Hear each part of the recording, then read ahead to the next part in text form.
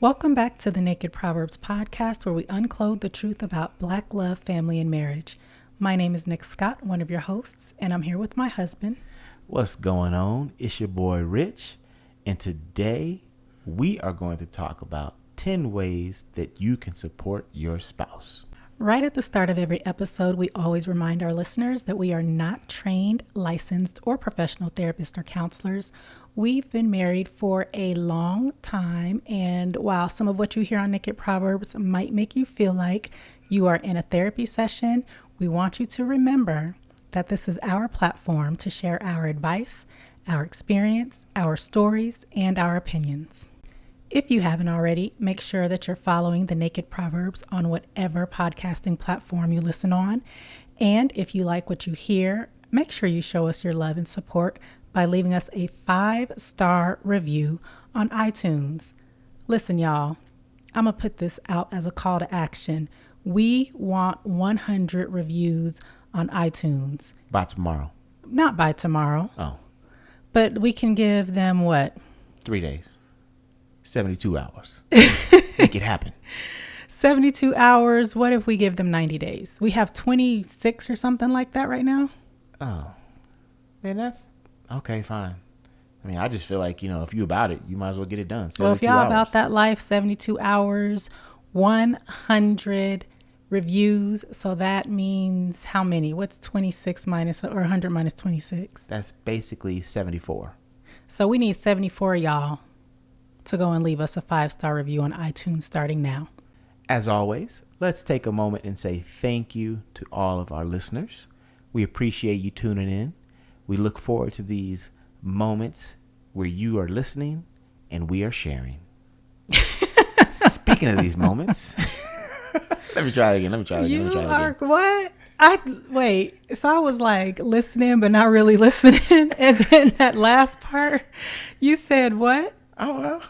I was just making up stuff. Oh, wow. So that's okay. So for real though, that's how our podcasts go, right?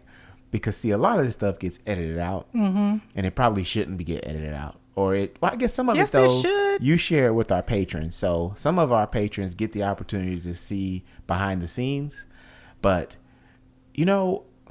recording every week is not easy. It takes dedication. It takes preparation, and it seems so simple, but Sundays come quickly. Well, and I don't want anybody to ever think that our marriage is perfect. Yeah, mine is, my part of it. No, it's not. I always say it is. He always trying to talk about how he's perfect. He's not. Yeah. I'm going to be real, especially when we first started the podcast, it was tense. What was tense about it? You. What though? You were tense because every topic we would come up with. Because I'm a perfectionist. You didn't want to do it. You found something wrong with it. I don't know nothing about that. Yep. Can't talk about what I don't know about. That's like these people that want to be talking about Black Lives Matters, but they don't know nothing about nothing. It's Black Lives Matter. That's what I said. There's no S at the end. Black Lives Matter. Matters. These are our matters as Black lives. My point is that we're not perfect. Our podcasts aren't perfect. While everything that we say on our podcast is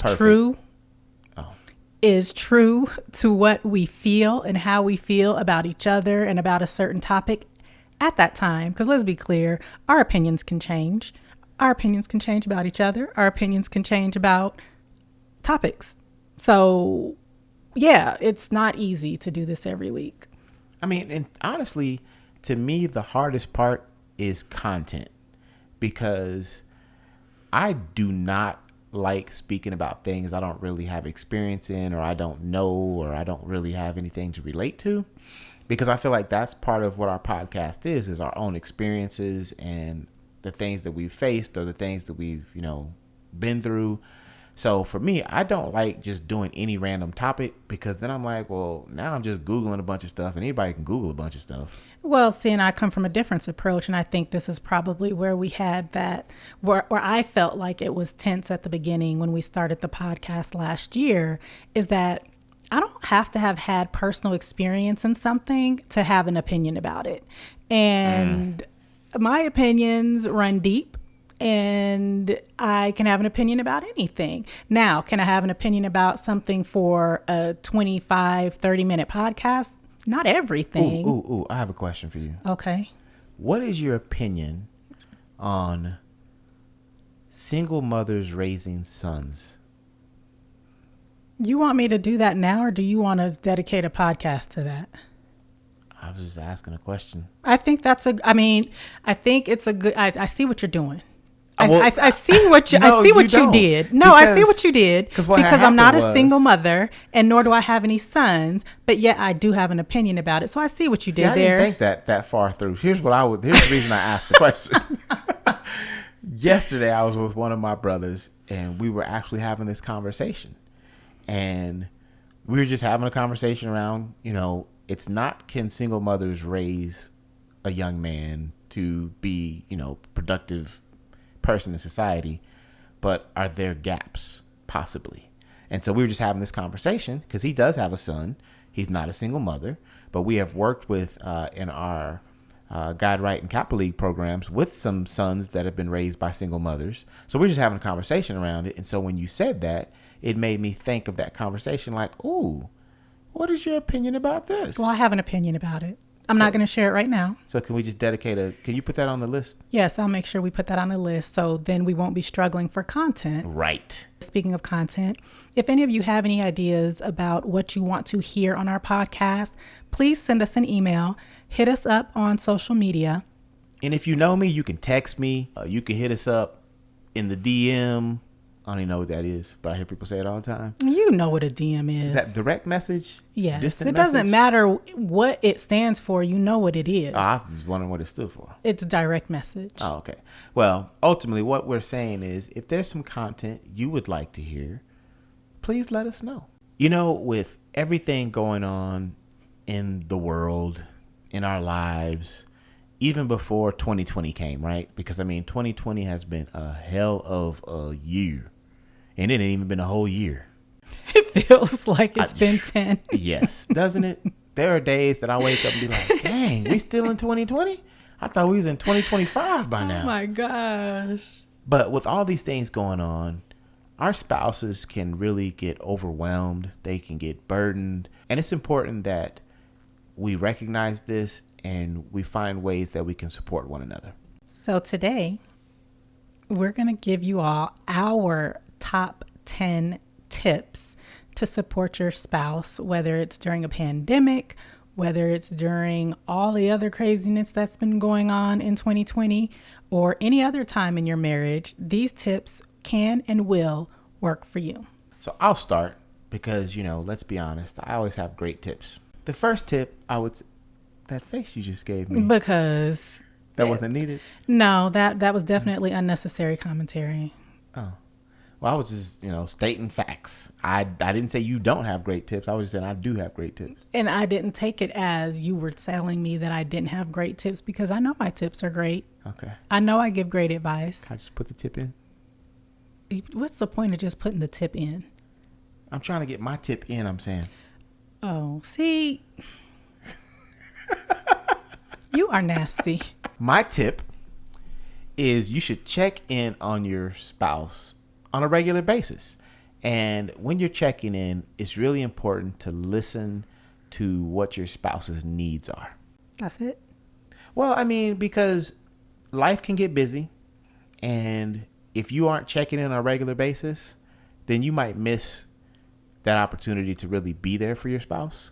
So I think it's just important that, you find some time, whether it be in the morning when you're getting ready for work or before bed. I know that you and I, usually it's like Sunday morning, we're laying in bed and we kind of check in with each other, see how everybody's doing. And we usually have some really great conversations. So it's just something I think you need to do on a regular basis, though. Okay. So daily, weekly.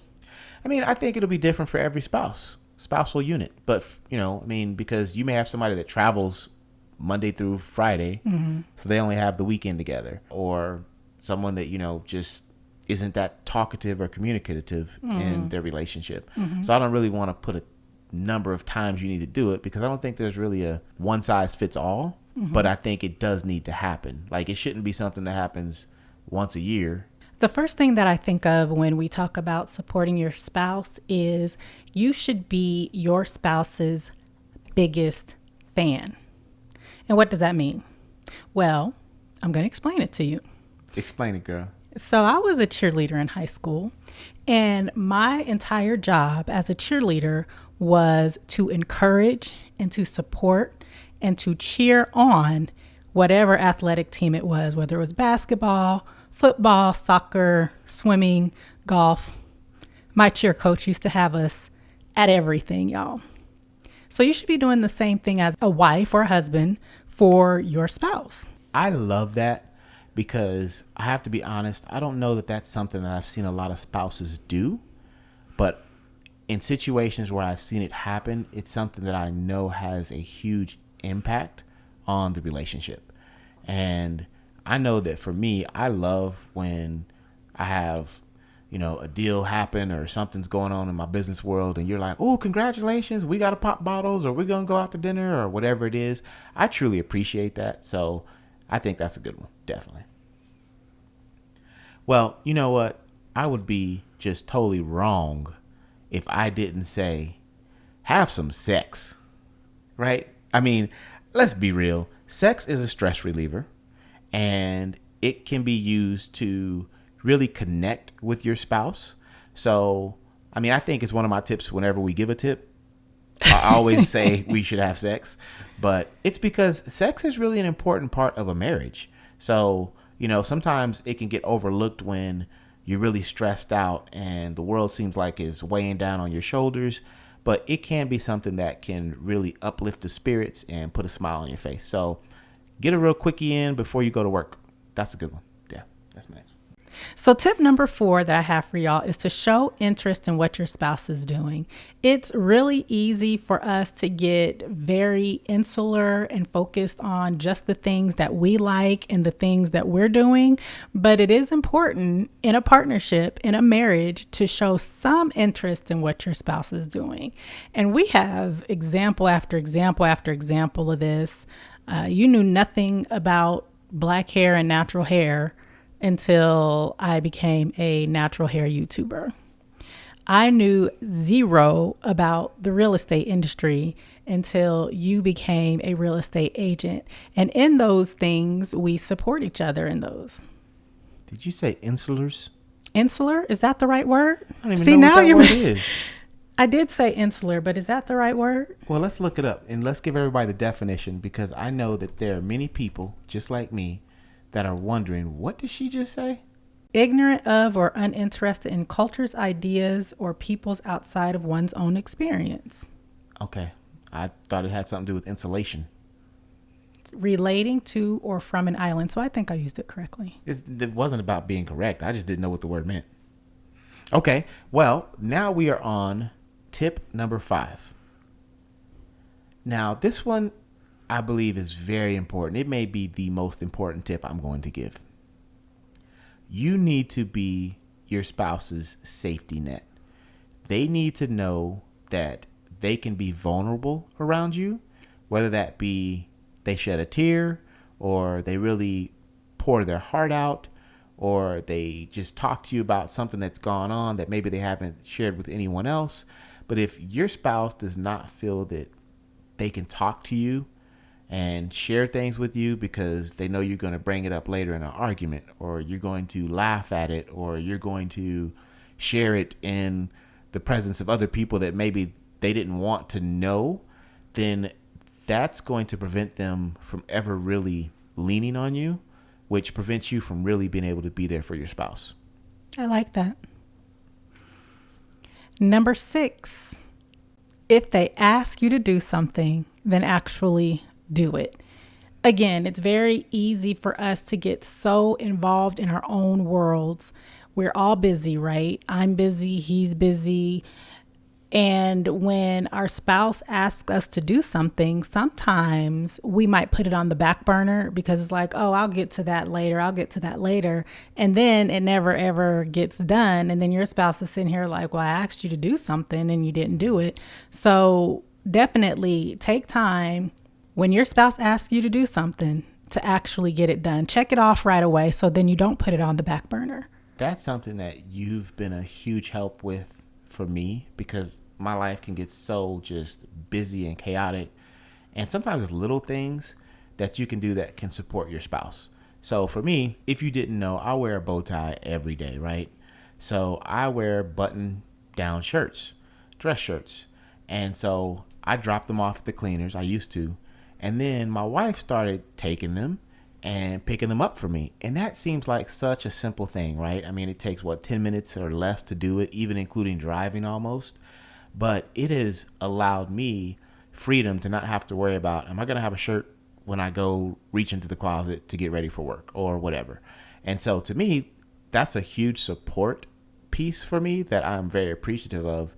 So it doesn't always have to be something huge, but like Nik is saying, if she were to say, hey, I'm going to get your shirts from the cleaners, and then she doesn't do it, and then I go to grab a shirt, now it becomes a stressor for me instead of a support for me. I have a bonus. Bonus. I always have a bonus. Bonus. So my bonus is, bonus. Even if your spouse didn't ask you to do something, but you know that there's a space where you can fill in the gap, do it. Definitely. Do it. And I can come up with hundreds of ideas, but I'm going to allow you to let that percolate and come up with some creativity on your own, because we all know those things that your spouse might dread doing and it needs to be done. And you're like, well, I don't do that. She does that. Or I don't do that. He does that. Well, your bonus tip is to go ahead and fill in that gap. I love that. I love that. All right. So here we are on tip number 7. And this is one, I'm going to be honest, I can sometimes struggle with. Don't make it about you. So what I mean by that is, in my previous tip, I talked about being that safety net and being there for your spouse, and they're opening up and they're sharing. Sometimes I can be guilty of trying to solve the problem, or instead of just listening, I start making it about me. I need to solve this. I have to figure out what's going on. And sometimes that's not what your spouse needs. That's not support. That's you trying to meet your own needs instead of you actually meeting your spouse's needs. So I think it's very important that when you are being there for your spouse, when you're trying to support your spouse, don't make it about you. And even like in the last tip before the bonus that I mentioned about, you picking up my shirts. Well, it can't be, well, she picked up my shirts. Now what am I going to do for her? That's not what it's about. Number 8. We talk a lot on our podcast about our various businesses and things that we do together. If your spouse is a small business owner, an entrepreneur, or even if they have a side hustle, do what you would do for your favorite brand. Share their posts on social media, engage with their posts, tell people word of mouth still remains the best form of marketing for any business. Tell people about your spouse's business. Leave them a review. Now, that's something I don't think a lot of people think about, but leave your spouse a review on Google, on Facebook, on whatever platform really matters to their business. Tip number 9, you should love your spouse selflessly and support them unconditionally. Those are 2 words I think that people use all the time when we're talking about marriage, right? You need to be selfless and you need to love unconditionally, but really think about what that means. For me, it took me years to really understand what unconditional love was. And now that I have a better understanding of it, that is always my goal. That doesn't matter what's going on, to love my spouse unconditionally, because that in and of itself, those 2 things can be the most support you can ever give your spouse. And last but not least is, we've been talking a lot about being there for your spouse, listening to your spouse, talking to your spouse, allowing your spouse to be vulnerable and transparent with you, being your spouse's biggest fan. Well, this last tip might seem a little opposite of everything that we've said here, but I do think it's very important. And that is to give your spouse space when they need it. And I know it sounds weird when we're talking about supporting your spouse. You're supposed to leave them alone. Yes, everybody needs that time to self-reflect, to process. Everybody needs a little time away. Well, you clearly just interrupted what I was saying, and that is not a way to support your spouse, y'all. We should just go get some time away. I might need to process what you just did. Because it was great. You gonna stop interrupting me and It's the cutting first me time off. I interrupt you today. No, it's not. At least it's the first time in the last 10 minutes. Yes. Okay, let's start over. I don't even know. No, I'm not starting over. Give them their space when they need it. I already said that, and I don't got nothing else to say. Oh, you ain't having fun today. You need some space. Who's having fun? Me. I don't know if y'all remember a few episodes ago. I forget what the title of that it might have been another list episode, as a matter of fact. My husband, sometimes he be on one, and he's on one today. I mean, he's had a pretty good day. He's actually had a pretty good week. Even lovers need a holiday far away from each other. So it's very important to remember that as a married couple, that there are going to be times that one of you may be down, and you want to make sure that you are doing all you can to support your spouse. And that's what we're here for, to make your marriage stronger. Oh, boy. What the hell? Just go, oh, boy. No, I said, oh, boy. We'll wrap it up then. Thank you. Thanks so much for tuning in to this week's episode of the Naked Proverbs podcast. We want you to truly have a happy marriage. We want you to thrive in your marriages and indulge in your spouses on a regular basis. Don't forget to follow the Naked Proverbs on whatever podcasting platform you listen on. And we will talk to y'all in the next one. Peace.